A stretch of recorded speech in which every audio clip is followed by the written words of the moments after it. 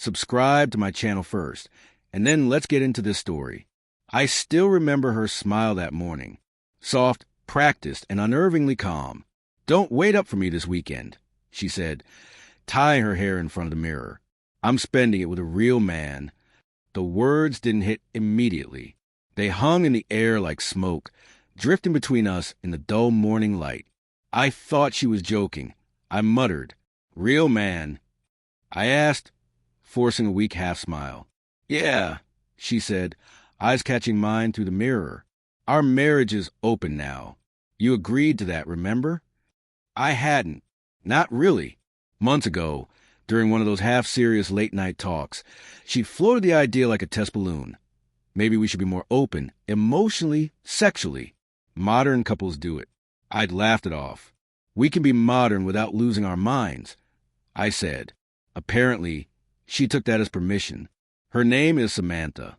We've been married 8 years. We met in grad school. She studied literature. I studied economics. She was all warmth and wit, quoting novels in crowded bars, always the loudest laugh in the room. I was quieter, practical. Together, we worked, at least I thought we did. The cracks began small. Missed dinners, long silences, her phone becoming an extension of her hand.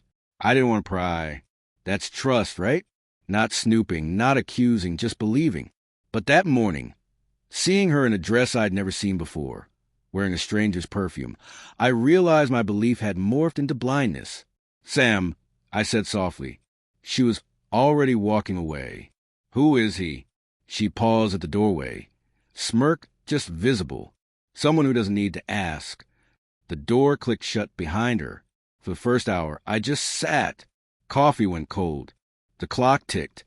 I kept waiting for the sound of her car reversing, for her to come back and say it was some twisted joke. She didn't. By noon, I opened a bottle of scotch, the one we'd been saving for our anniversary. The irony burned worse than the liquor.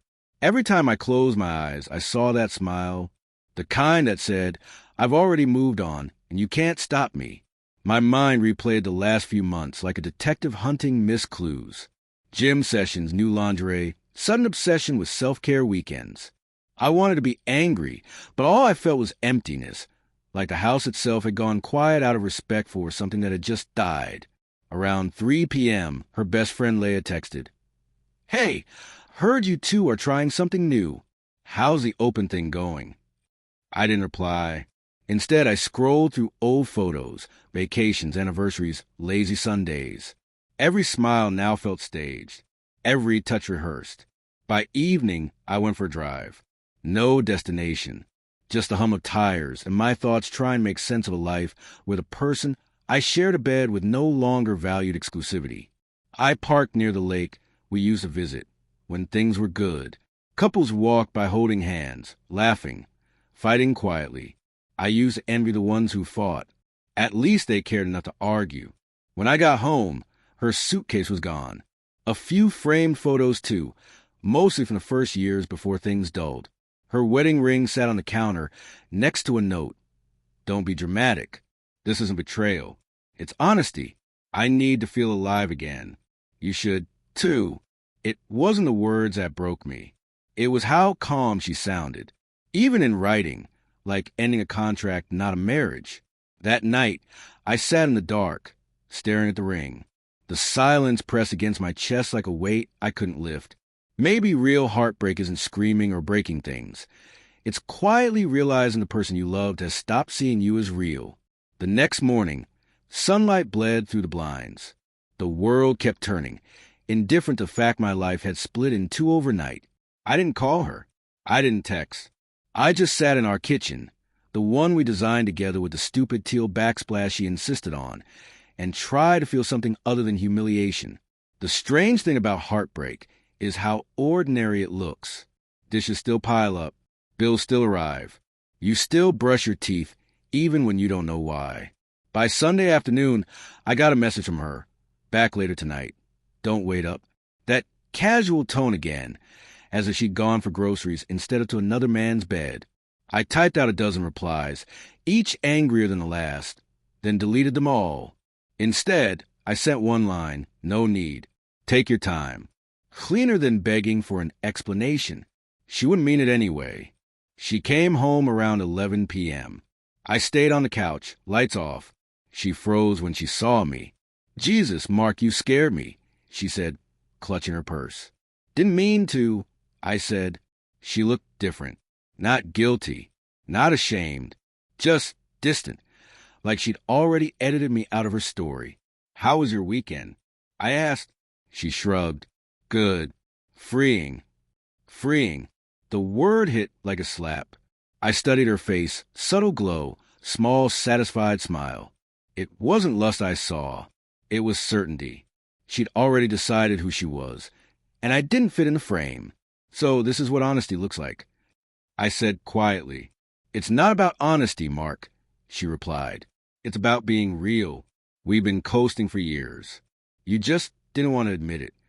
Her words hit like ice water.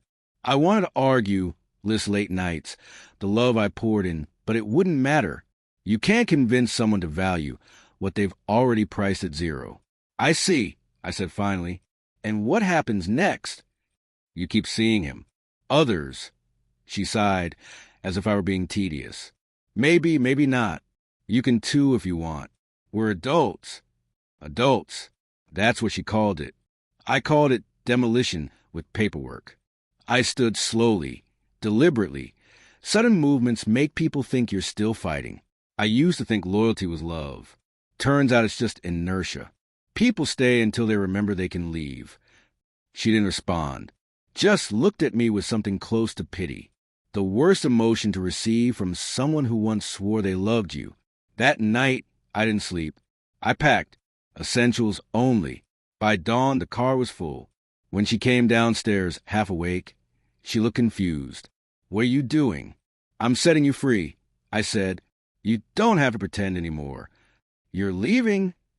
Yeah, I think the real man deserves your full attention. Her lips parted, maybe to protest, maybe to mock. I didn't stay long enough to find out. The drive out of town felt surreal. Empty highways, early sun, the kind of silence that finally feels like air instead of absence. I didn't cry. I didn't rage. I just breathed for the first time in months.